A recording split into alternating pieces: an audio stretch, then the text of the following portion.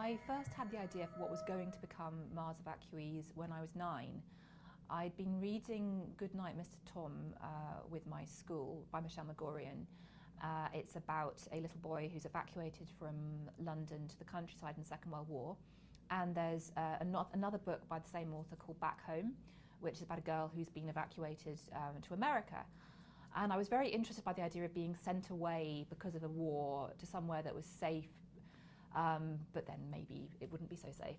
And I thought, what if the countryside wasn't far enough? What if America wasn't far enough? What if the whole world was dangerous? Where else could you send people? Plainly, you'd send them to Mars.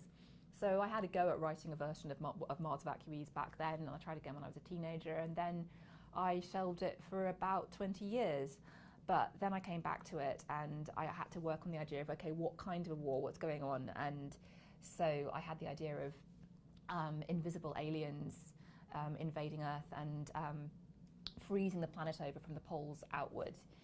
And so the kids are being sent to Mars in Mars Evacuees, even though it's not really ready. It's been partly terraformed to make the air breathable and to allow plants to grow on the surface, but it's not really finished, so it's still a very hostile and dangerous and unforgiving landscape. For space hostages, you can read it without Mars Evacuees, but it's the same characters. I wanted to kind of expand the universe a little bit. They go beyond Mars, they go beyond the solar system, so I really wanted to think what else could be out there, what other kind of trouble could humans run into if they ventured further than they'd ever gone before.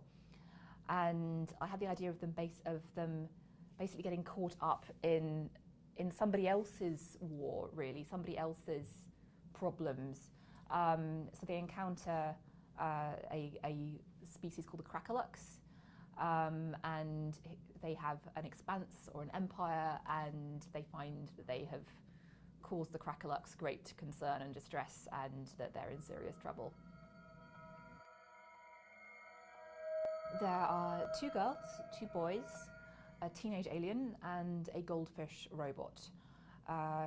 The 2 girls are called Alice and Josephine. Alice there is the main narrator of Space Hostages, although one of the 2 boys, Noel, actually takes over as narrator for a while. Alice is a quite sensible, down-to-earth girl in lots of ways, but she has this restless streak. She has this kind of yearning for adventure, and that's particularly brought out by Josephine, who is pretty much a genius. She's very eccentric, quite impulsive, has the kind of crazy ideas that gets Alice into trouble. They are kind of, those 2 intended as an answer to the question, which I don't feel is asked often enough: what if Sherlock Holmes and John Watson were 12-year-old girls in space? Carl, who's one of the boys, he's very adventurous, very brave. He kind of jumps into situations head first and asks questions later. His brother Noel is younger than the rest of the kids. He's about 9. He's quite a gentle sort. He's very into animals, and he finds himself having to explain some of what's going on in Space Hostages when he and Thar, who is the alien teenager, are kind of hiding in a cupboard on an alien spaceship under an invisible cloak, hoping no one will find them. Thar is a Mora species of alien. They have tentacles and they change colour a bit like chameleons to communicate their emotions and feelings. Thar is one of 5 genders, so they are not he or she, they are they.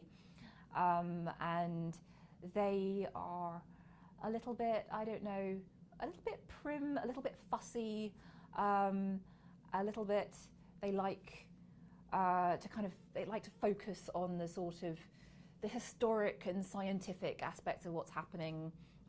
They are the one that push Noel into narrating what's going on. And then lastly, there's a goldfish. The goldfish is a teacher robot that's designed to look like a goldfish to appeal to children. The goldfish is relentlessly perky and cheerful, but very much wants everyone to be educated, gets quite fierce and frustrated when anything gets in the way of teaching the kids a good education. The Cracolux are imperious, bejeweled, romantic lobster people. They are members of a crustacean species They have 6 limbs. They don't wear clothes. They, instead of wearing clothes to kind of communicate their culture and their ideals and their identity, they decorate themselves in other ways. They paint things on themselves. They cover themselves in jewels. And they are an empire. They own lots of planets, and they also value romantic love extremely highly. I kind of like the idea that instead of that kind of classic question, what is this thing you humans call love, the aliens actually knew more about love than we do, or at least that kind of love. They actually find the idea of children quite hard to grasp. As far as they're concerned, human children are just spawn, because they have huge numbers of babies in alien seas, as it turns out. And that's one of the reasons they have such a large empire. They go around sort of spawning in the seas of other worlds. The Emila, by contrast, are sort of a little bit like gibbons and a little bit like fruit bats. They have fur and 4 eyes and wings. Their fur they tend to vary from like purple to red. And they live on a planet called Yela. And they speak a very sort of song-like language that sort of, you know, shoots up and down from one octave to another, which is very hard to do. It's sort of like, woo-hoo! I won't do any more of that, sorry. They had developed to maybe roughly the technological standard of where humans are now when the Cracolux conquered them about 200 years before the story starts. And they've been living under the Cracolux yoke ever since. And we meet some Emila children who are living on a rubbish tip, and there are also some Emila rebels who are trying to overthrow the Cracolux regime of their planet. Well, it kind of varies from what the needs of the plot are. With Mars Evacuees, when I was coming up with the Moras, I started off from just a sense of what would be scary. And I thought that maybe what was scarier than anything else was something that was invisible. So you had no idea where it was coming from, what it wanted, what it would really look like. So the Moras have invisible technology, and I like the idea that they were a bit like ghosts, that the only way you could tell that they were coming was that the temperature dropped. So that that led to the idea that they like the cold. So from there, I could start thinking about what their kind of needs were and what their planet was like. Their planet had to have been a cold planet. But then we do find out that they're not inherently invisible. The invisibility is something that they kind of use to confuse their enemies. And so then I started thinking about how they communicated and what was different from the way humans and the animals of Earth communicate sort of needs and feelings. And I thought that maybe if they change colour, which of course chameleons do, but no other animals, that would add an interesting dimension, both to the way they look, but also the way they interact with humans, because it creates these misunderstandings. Because it was also another thing of I wanted to go a slightly different way from the way aliens are often depicted. Is that often we have those like Vulcans, kind of emotionless aliens, and who or aliens that we can't read their feelings. I thought maybe if these were a species that were used to communicating feeling through colours, they wouldn't be able to read ours. We would be the ones that seemed blank and impassive and like we didn't have feelings, whereas they would feel that they had this kind of rich emotional life. For space sausages, it was more about just thinking, you know, what could be out there, what different kind of sentient species could arise from different evolutionary paths. And the Cracolux are kind of crustacean-like, partly because the idea of like armor and hardness is intimidating, and but I wanted them to have this slightly comic quality, and I like the idea of them valuing romantic love, and so I imagined them, yes, being covered in jewels and very elaborate decorations to show that they have this sort of rather more, not exactly softer side, because they're also sometimes covered in spikes, but they have this kind of artistic, expressive side.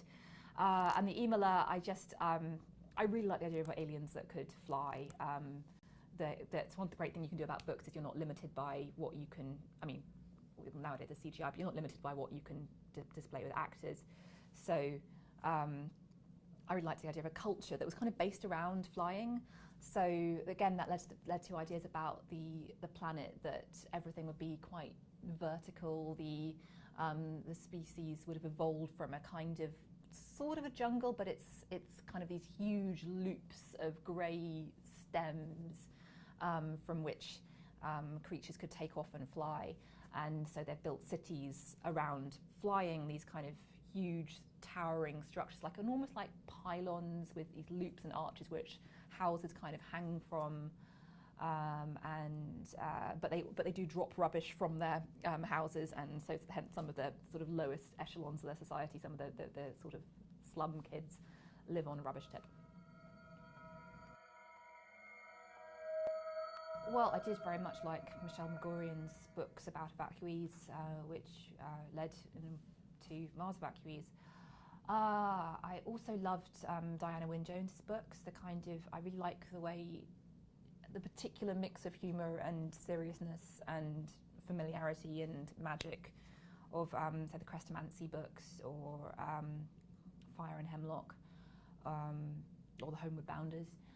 I really liked the Narnia books. I think the very first time I ever cried at a book was The Death of Aslan in The Lion, the Witch and the Wardrobe, and I think what I really liked about them was that it was one of the first times I really felt I was being taken very seriously as a reader by the writer, that the children are sort of plunged into these very unpleasant situations, and are put in situations where they at least apparently might die, and there doesn't seem to be, there's much sort of reassurance of, oh, it's all right, that I felt there'd been in a lot of the books I'd read before that. I've wanted to be a writer since really before I can remember. I was apparently telling stories and so on from when I was 3. I was very lucky that my parents read to me prolifically from a very early age. And I guess just stories make the world make sense. And they take you beyond where you are. They show you all kinds of things. They show you all the possibilities of the real world and the possibilities of beyond the real world. And I suppose I always wanted to be a part of that.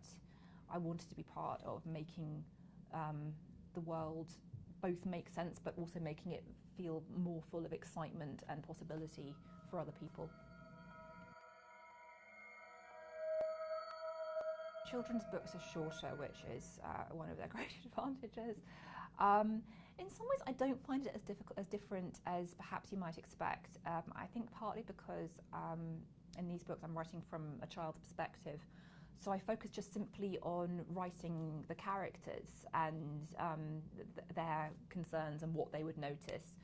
And that's the same as with an adult book. You just try and get the characters right and show where they're coming from and how they think. And if it's a child, that's really all you need to worry about. I think what's in a way is more different with these books is these books are adventure stories, but they're also comedies, at least to some extent. There's some very bad, dangerous things that happen, but there are lots of jokes. My adult fiction, I didn't have a lot of jokes, so it's a very different rhythm. You can feel this sort of pulse through the storyline of where the comedy is going to come in, when the next joke is going to be. And it sounds maybe limiting, but it actually kind of creates this sort of thread for you to follow, and this music, weirdly, I suppose, that keeps you heading in the right direction.